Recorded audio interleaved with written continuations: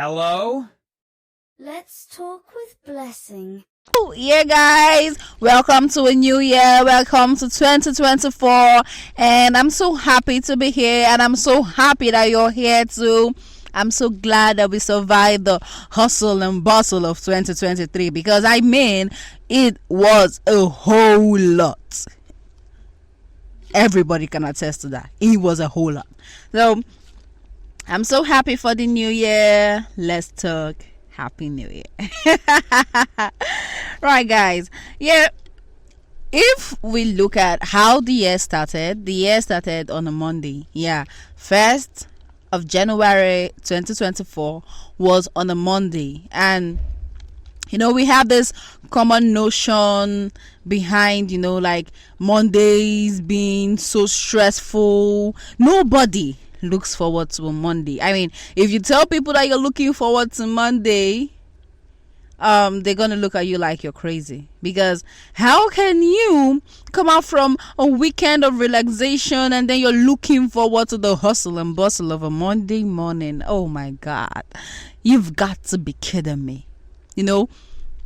I think the sit at home on Mondays here in the East is really a breather for some people, because you're like, at least we don't get to think of Mondays as, but it's still made matters worse, because I mean, if Monday is a sit at home, people are scared that their lives might be in danger if they step out or try to do some kind things. Most people don't even travel on Mondays because of the sit at home. So at the same time, it's not really, one day is not really something that everybody looks forward to per se, you get. But starting the year on a Monday, now we needed that. We needed it, for the Monday to start. And almost everybody slept in on Monday, woke up when they wanted to, got ready to cook and eat and enjoy themselves and celebrate and say, oh, it's a new year. Some people went out, and the only people that didn't get to really enjoy themselves were those that work in restaurants and fast foods, because they have to be on ground, you get, or like supermarkets, like major supermarkets. Yeah, so the Monday that the new year started was a necessary break for Nigerians from all the business, the hustle, the bustle, the stress, and all that. It's something we didn't know we needed, but we actually needed it. And I know you didn't think much about it, but yeah, you should think about it, because the year starting on a Monday just with relaxation just gave one kind of some kind of peace, some kind of freedom, some kind of breath of fresh air that we really didn't know we needed. And with the new year came a new trend here in Nigeria, because tell me how we all unanimously agreed that the theme for the year is no grief for anybody. Like, who started it? Like, I really need to know, how do y'all do these trend things? Like, how do y'all do it? Like, is there a room where you come together, talk about it, and say, okay, this is going to be the trend for the year? You bring it out and everybody's like, yeah, we agree. Is there a room? Because I need to know. I need to be in that room. I'm so curious. I need to know what goes on through you guys' head when there's trends, when you bring up all these trends and everybody just goes with it. Because Kwechiri, no grief for anybody. Come on. And the funny part, no grief for anybody is not a new slang. Kwechiri is not a new slang. But all of a sudden, it just became the end thing. You get? It just became the end thing. I think I saw on TikTok the other day, a girl was saying that, how do people just come up with this trend? And I agree with her. How do y'all do it? You get? She was talking about people saying motto. I think it's motto. I'd be mute. I've forgotten the word she said, right? And she was talking about it that people just picked up the trend and just went with it, and everybody is all about it is the new rave. And she was wondering how, and I completely understand her, because I'm like, how do y'all do this? How please tell me, how did these trends come to your head, and how do you like spread it? Because it's not so easy for an entire country to agree that we no go agree for anybody, and personally I think they've really actually kept that, that vibe. Everybody's like, no grief for anybody, Kwechiri. And there are videos that are surfacing and all that. It's just overwhelming, my guys. And talking about the new year, we can't talk about the new year without talking about how 2023 was, like the previous year. The 2023 is basically our ex, right? Because 2023 was a whole lot. It was an entire baggage of 2023 was definitely not it in more ways than one. Towards the end, the closing of 2022, we experienced some kind of setbacks as a country, and we were like, 2023 is gonna be better. 2023 is gonna be my year.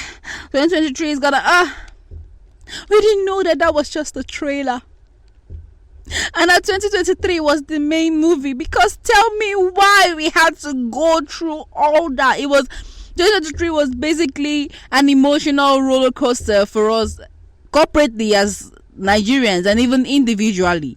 You get? It was so much. For real.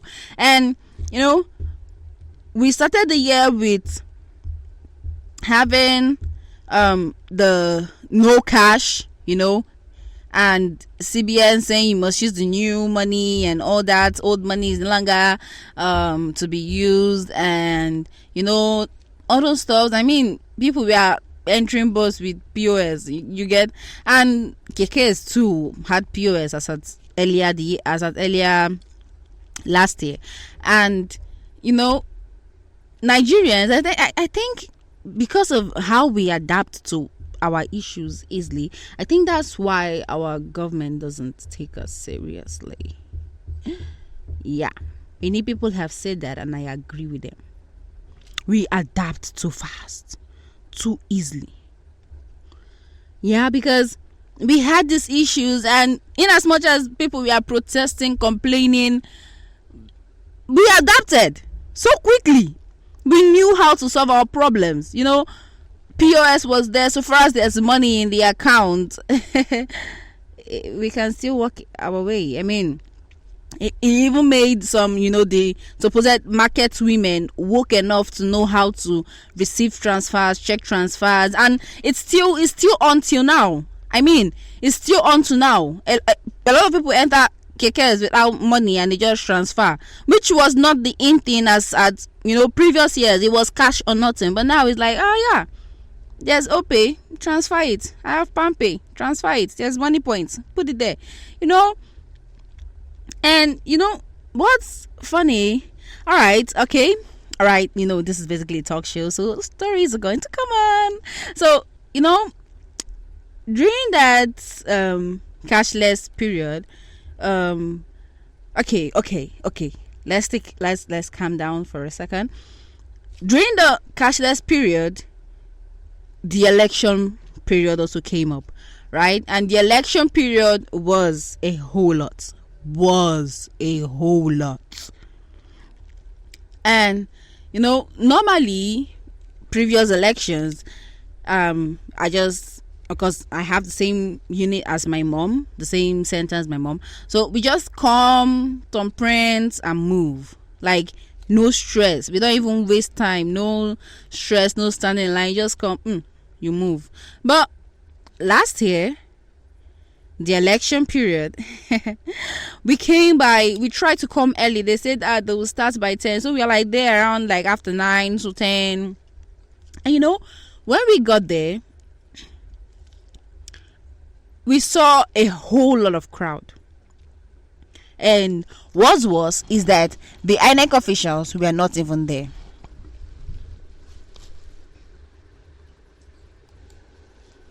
Right? The INEC officials were not there at all. So we stood and we waited for them to like after 10, 11. And when they finally got there, they had to set up. So we were still standing. And they asked us to line up. There was a whole lot of line. Like, there was plenty of crowd. I did not expect the turn up. That was not what I was used to. That was not what I experienced in previous elections. The amount of people that came, yeah, they are really, really plenty. So, there was a whole lot of line, the stress, the sun was so hot that day. Like, I mean, I'm dark skinned, but I I went back blacker than I am. That was, and it was so much. There were a lot of people that fainted in my center, and listeners' discretion, because I know some people don't like bad news, but yeah, someone even died. Yeah, because of all the stress and everything. It was a guy, right? I mean, he's already facing his life problems, trying to make money, and then you now came and decided to stress him with election problems. Come on. He came just so that he could get a better Nigeria, and he just had to go like that. That was sad. That was sad. And there was a whole lot. It was stressful. It was stressful for a whole lot of people. I think people that actually stayed in their houses and waited and came later, they really enjoyed themselves because they didn't have to wait. Because I think we left there around after 3 to 4. It was that long. It was that long. I think just the only thing that gave my mom and I some kind of relief was that my dad invited like as we were coming back from our unit, from our center rather, my dad took us into like the bar of a hotel and just got us Firus and chicken so that we can just relax and ease off. So yeah, that was like the highlight of it. I think rain fell that day too, towards the part where my younger sister was staying, because she just got her voter's card.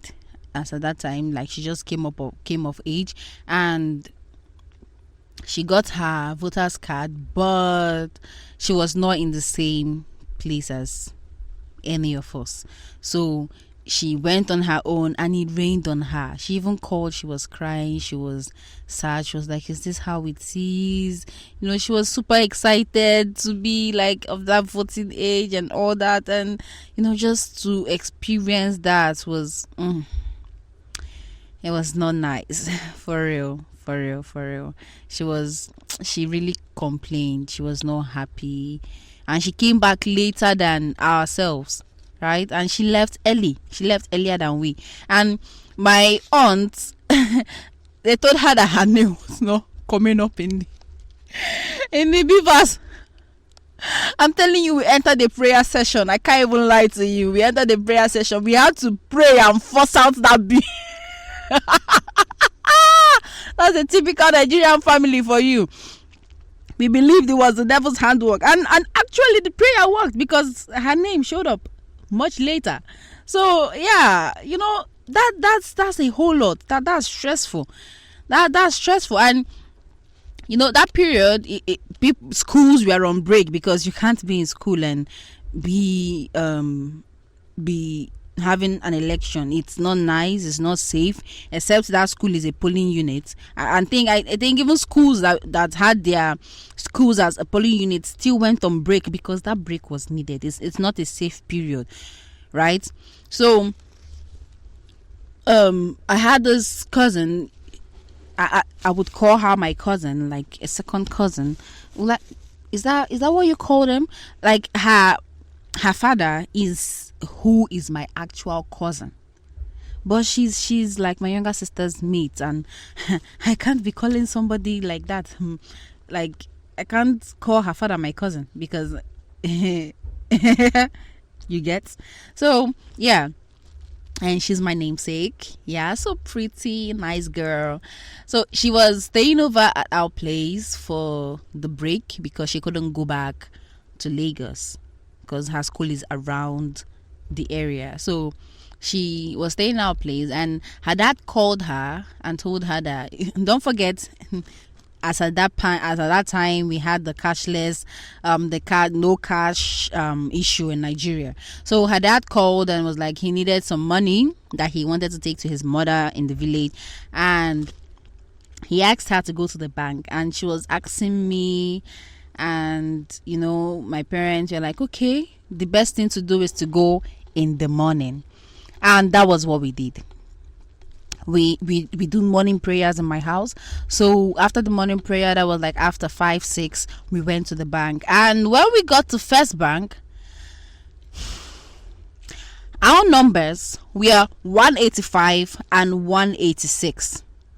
Yeah 185 and 186 for people that came to the bank by after 5 in the morning. And I was shocked. Well, I was not so shocked because I actually saw people there, but people started coming in later, and that was when I knew that people actually came like by 3 in the morning and got their number, went home to bath and eat, and came back again. And I was like, wow, that's so genius. But well, we waited, and when it got to like 130 something, they said the money had finished, that we should go and come back tomorrow. And that was like a wasted day because we spent almost all our day in the bank. We left around after 3.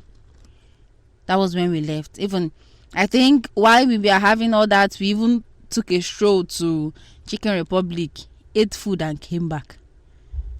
Yeah, that's to show you how long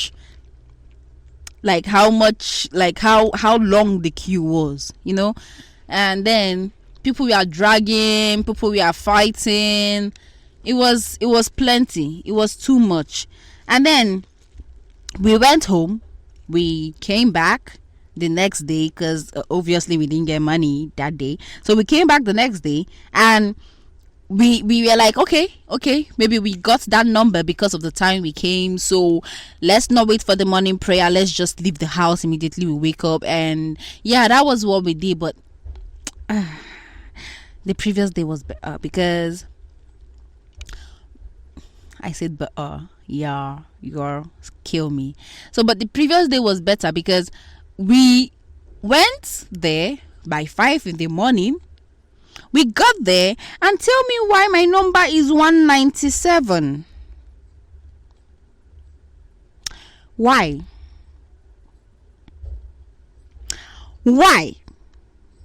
It was worse because I was like, we came later yesterday and our number was even better than what we are experiencing now. Because what is this number? This number can't be for me because I'm here by 5. Why?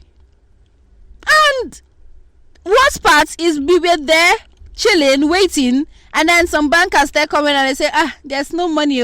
The money finished yesterday and they've not gone to collect new one. I was like, why didn't you put out the security, and why didn't the security say this when we came and collected this rubbish number? I'm telling you, I still have those number tags in one of my pockets because I had to keep it as a reminder of the stress I went through. And then we said, okay, let's go to my bank. Let's go to GT. And we got to GT, and tell me why my number was 200 and I was like, I'm supposed to wait for how many people? And while we were waiting there, this they went to go and pick up money. They said they were going to pick up money, and I tell you, I lied to you not. They did not come back with the money until 3 days later. Yeah, the money didn't come in that day, and I was so happy for them that at least they told us that they didn't have money. So we just spent not up to half of the day. I think we left around after 12 or thereabouts, which was better than the previous day when we stayed the entire day. And it was so bad. It was like 2 days of not getting money. It was like it It was so stressful. It was not easy at all. And I believe that day we got that second day was the day they announced the president by 3:00 in the morning. And so we are sitting in the bank and everybody was looking at the news. I'm telling you, it was a funny. Imagine coming to look for money in the bank. You're already frustrated that there's no money, and then you're seeing a news that you particularly do not want to see. Come on. You can imagine the faces of the people in the bank. Nobody. And before you know it, it became a thing of joke. For real. And that is why they don't take us seriously. It became a thing of joke. It was like, that's so Nigeria the day. But yeah, that stress is not something that I'd like to relieve. You get? I don't want to experience that stress anymore. Please. It was so bad. It was too bad. Right? And I was so happy when they decided to, and even when they had to say you can use the old Naira notes again, and then Nigerians still did not believe it. They wanted to hear it from CBN's mouth. Even my own mother did not believe it. She said until CBN says it, that is when we will believe it. And all that. So, and then we had a whole lot of deaths that happened in 2023. A whole lot. It was plenty. It was shocking. All the deaths that happened, accidents. It was plenty. It was plenty for real. Okay. For instance, in my area, like where I live, I'm not lying to you. For 2 weeks, from Monday to Saturday, with the exclusion of Sunday, there was burial every single day. I'm not lying to you. That's to show you and even that was not even the only time. Even within the year, there were a lot of burials that happened, and I was like, it's plenty. It's too much. There was even one day we were burying 3 people at the same time. I'm like, what is happening? What is actually happening? It was plenty. I mean, we really needed the year to end. We needed the year to end, and most of those deaths, they've not even buried most of them. Most of the burials are coming up this year.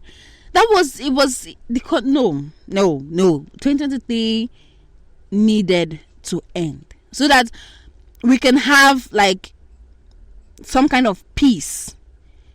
You get? Some kind of mental peace. In as much as we know it's just another new day, but at least for the fact that we can't say this is 2023 anymore, we needed that. As a country, even the world in general, we really needed that space. Because even with the wars that went on, I'm telling you, 2023 was definitely not it.